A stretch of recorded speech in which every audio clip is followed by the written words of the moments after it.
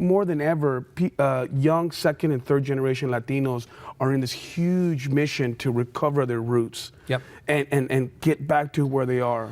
Right. And where their parents and their grandparents are from. Well, I love the fact that you also say in this book, I'm a Latino with a platform. Yeah.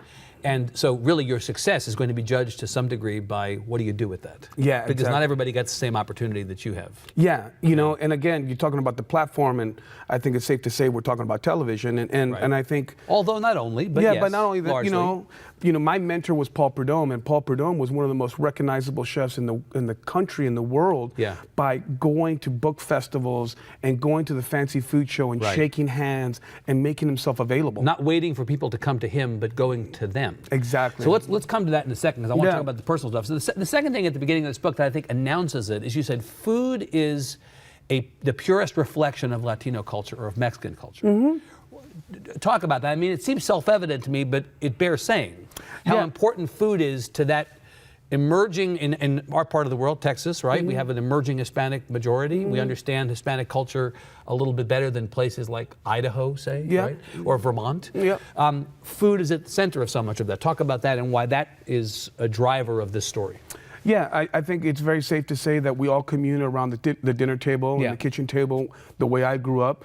And I grew up in a matriarchal family, so it was my grandmother, cookbook author, my mom, doyen of Mexican food, cookbook Right. author, and then me. So for me, I think food is the most honest expression of our culture because it's something that is passed down. It's a through line, right? It's a through line. Yeah. So let's talk about your mother, Isabella Martinez, right? She was a famous food person before we knew Aaron Sanchez as a famous food person.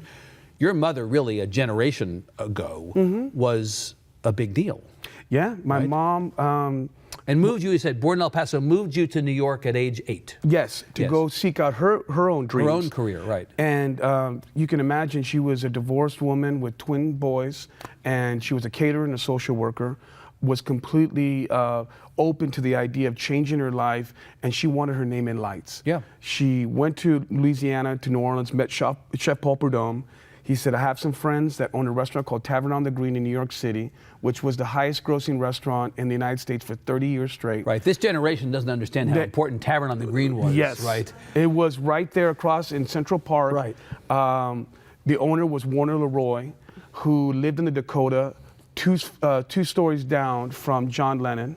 So I used to hang out with Sean Lennon, John Lennon's son, and Max Leroy. And Max Leroy and I went to school together as well as Sean Amazing. Lennon. Amazing. So just to give you an idea of like how important New York was at that time. Right, the world, El Paso is great, but that's something that you can't, right. I mean, look, I love El Paso, but you love El Paso, I love El Paso, but you can't get that in El Paso. No, not at all. Right, yeah. So basically, my mom was given an opportunity to cook Yeah. at Tavern on the Green, and that's how she was Right.